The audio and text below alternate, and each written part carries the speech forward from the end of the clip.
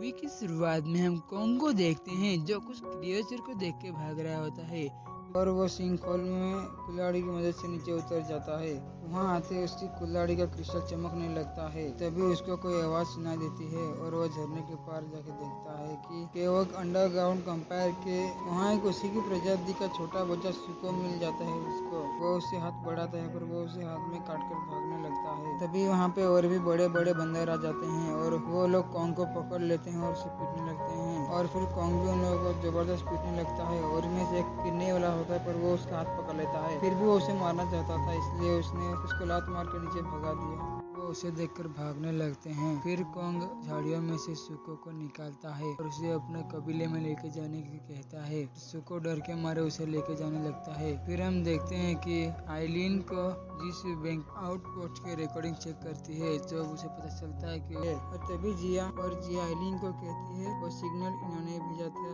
और गॉडजिला को इन्होंने जगाया था। तभी उन्हें ईवी कबीले की सबसे ज्यादा प्राचीन मंदिर में ले आती है और आइलिन उसे भाषा को पढ़ के बताती है शुरुआती दौर पे है कि होलो अर्थ और दुनिया की सतह पर सब कुछ अमन था। प्रकृति का जिम्मा गॉडजिला पे था और इंसानों को बचाने का जिम्मा बंदरों पे था और एक बार ने सतही दुनिया पर राज करने की सोची और उन्होंने सबको और उनकी सेना को लेकर गॉडजिला से जंग छेड़ दी और बहुत लंबी लड़ाई करने के बाद भी वो नहीं जीत पाए और गॉडजिला ने उन सबको होलो अर्थ के एक कमरे में बंद कर दिया। उसकी पार्क आयाम में स्कार किंग को एक प्राचीन टाइटन मिला। उसका नाम सीमो था। उसकी शक्तियों ने पृथ्वी की सतह को बर्फ से ढक दिया था और आज भी स्कार किंग सतही दुनिया पर राज करना चाहता है। और आइलिन कहती है हम कॉन्ग को यहाँ ले आए और अपने परिवार को ढूंढते हुए वो आग के आयाम में काफी करीब पहुँचता हुआ जा रहा है। ठीक उसी समय सुको कॉन्ग को लेकर अपने कबीले पहुँच जाता है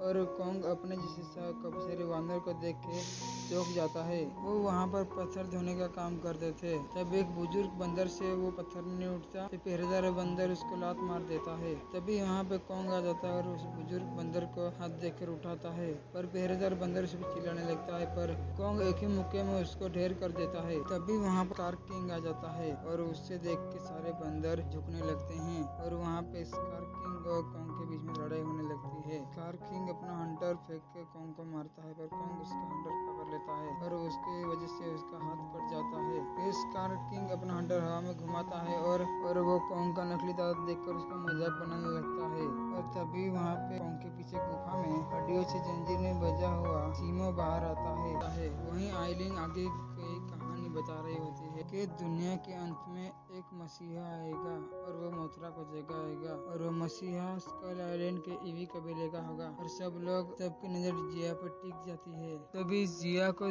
सेंस करते हुए कॉन्ग ईवी कबीले में आ जाता है सुको के साथ और उनका पीछा करता हुआ एक बंदर उन पोटोलो को देख लेता है और जाके स्कार किंग को बता देता है और वो कॉन्ग की कुल्हाड़ी लेकर सीमो पे बैठकर सारे कबीले के वानर को लेकर निकल पड़ता है पोटल की जगह पर। वहीं गॉडजिला भी सुपर चार्ज होकर पिंक कलर का हो जाता है। दूसरी तरफ कॉन्ग दर्द के मारे गिर जाता है और जिया से कहता है कि उसने अपना घर खो दिया। उसके बाद ट्रेपर उसका हाथ देखकर कहता है कि इसका हाथ बहुत ज्यादा जख्मी है। इसका हाथ रिकवर करने के लिए हमें अपना पावर हाउस का रिपोर्टिंग मशीन को इसके हाथ पे लगाना होगा और वो मशीन कॉन्ग के घायल हाथ को रिकवर कर देती है। अब उसके हाथ में पहले से भी बहुत ज्यादा ताकत आ चुकी है। तभी सुको बताते हैं किसने वाला होता है और तभी जिया कॉन्ग से कहती है हमें और मदद की जरूरत चाहिए। तभी कॉन्ग वहाँ से निकल कर पोर्टल में कूद कर गॉडजिला को बुलाने लगता है। गॉडजिला कॉन्ग को सेंस करता हुआ दौड़ते उसके पास आ रहा होता है और उनके अनुसार जिया को छूने